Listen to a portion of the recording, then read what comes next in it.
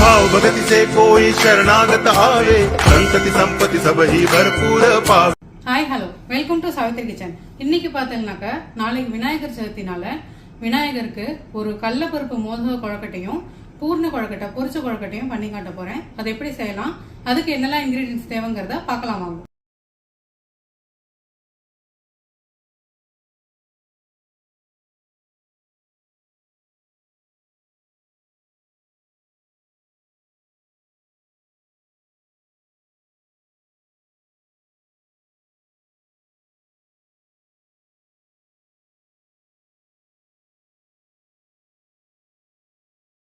முதல்ல நான் கடலப்பருப்பை நல்லா வெந்நீரில் ஒரு 1.5 மணி நேரம் ஊற வச்சு அலம்பி எடுத்து வச்சுட்டுருக்கேன்.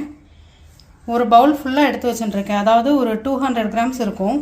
அதுக்கு ஒரு 125 கிராம் வெல்லம் எடுத்து வச்சுட்டுருக்கேன் உடச்சி.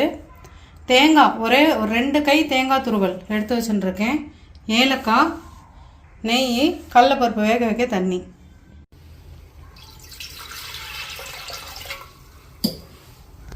நல்லா ஒரு சொம்பு தண்ணி விட்டுண்டு கடலப்பருப்பு அதில் போட்டுடலாம்.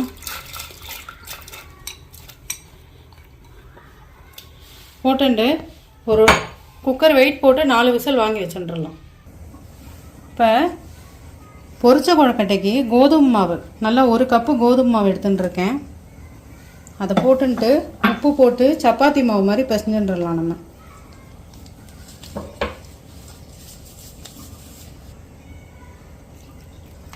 தண்ணி தெளித்து பிசைஞ்சுக்கோங்க.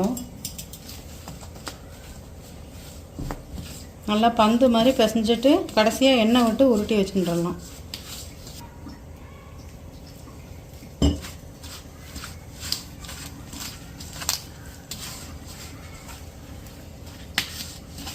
நல்லா அழுத்தி பிசைஞ்சுக்கோங்க. இந்த ஸ்டேஜில் எண்ணெய் நல்லா ஒரு குழிக்கரண்டி எண்ணெய் விட்டு பிசைஞ்சுடலாம். சின்ன குழிக்கரண்டி.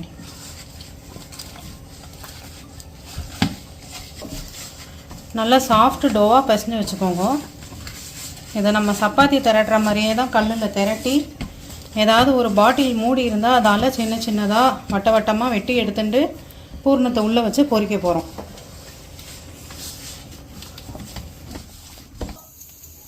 முதல்ல கோதுமை மாவு இந்த மாதிரி ஸ்ப்ளிட் பண்ணி உருட்டி வச்சுட்டுலாம். சப்பாத்தி மாதிரி இப்படி திரட்டிட்டு இந்த மாதிரி ஒரு மூடியால் அழுத்தினோம்னா நல்லா அழகாக இந்த மாதிரி சின்ன சின்னதாக வந்துடும். இந்த மாதிரி சைஸில் எல்லாத்தையும் எடுத்துட்டுலாம்.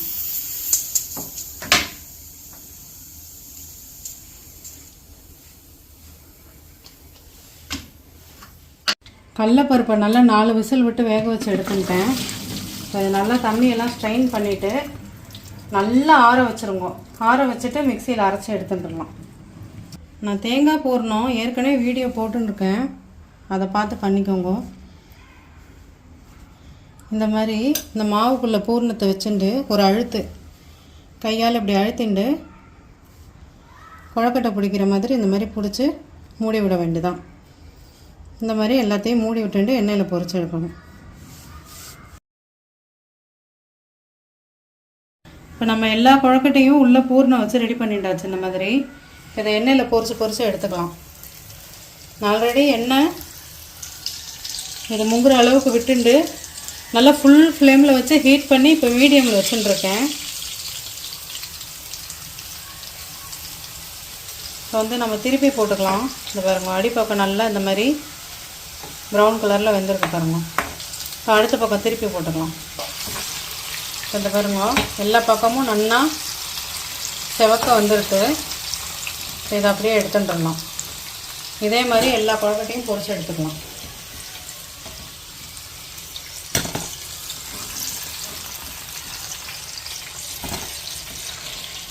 கடலப்பருப்பு நல்லா ஆறிடுத்து. நம்ம ஆற வச்ச கடலப்பருப்பு எல்லாத்தையும் மிக்சியில் போட்டுக்கலாம். மிக்சி கொள்கிற அளவுக்கு போட்டு 2 தடவையாக கூட அரைச்சிக்கோங்க. இப்போ இது கூட நம்ம எடுத்து வச்ச வெல்லத்தையும் போட்டுடலாம். நான் கொஞ்சம் பாதி இங்கே தட்டில் வச்சுட்டுருக்கேன், அதனால் கொஞ்சம் வெல்லம் தனியாக எடுத்து வச்சுட்டுருக்கேன். 2 இடம் அரைக்க போகிறேன். இப்போ நம்ம வேக வச்ச கடலப்பருப்பை வெல்லத்தை கூட நல்லா அரைச்சுண்டாச்சு. இதை தனியாக எடுத்துட்டுலாம். இப்போ ஒரு 2 டேபிள் ஸ்பூன் நெய் சேர்த்துட்டு நம்ம வேக வச்ச கடலைப்பருப்பு இருக்கு இல்லையா, வேக வச்சு மிக்சியில் வெல்லத்தோடு அரைச்ச கடலைப்பருப்பு அதை இதில் சேர்த்துட்டு நல்லா கைவிடாமல் கிளறலாம்.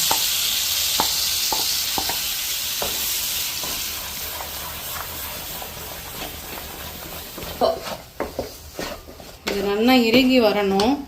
இப்போ இது கூட நம்ம ஒரு 2 கை தேங்காய் துருவல் எடுத்து வச்சுட்டோம்ல, அதையும் போட்டுக்கலாம். கடைசியாக ஒரு 2 சிட்டிகை உப்பும் ஏலக்காயும் இது கூட சேர்த்துக்கலாம். இதில் துளி ஏலக்காய் பொடி போட்டுக்கலாம். சும்மா லைட்டாக ஒரே ஒரு பிஞ்சு உப்பு போட்டுட்டு இங்கே பாருங்கள், நம்ம நல்லா நெகிழ விட்டோம். இப்போ நல்லா இறுகி வந்துருக்கு பாருங்கள். இந்த ஸ்டேஜில் அடுப்பை ஆஃப் பண்ணிட்டு ஃபேன் கீழே ஆற வச்சாலே கொஞ்சம் சொப்பு ஏற்கனவே பண்ணி வச்சுட்டுருக்கேன். மாவு செய்கிறது எப்படின்னு ஏற்கனவே காட்டியிருக்கேன். அதில் இந்த கடலைப்பருப்பு பூர்ணத்தை போட்டு நல்லா இந்த மாதிரி மூடி வேக வச்சு எடுத்துக்க வேண்டியதான். பிள்ளையாருக்கு விசேஷமே இந்த கடலைப்பருப்பு மோதகம் தான்.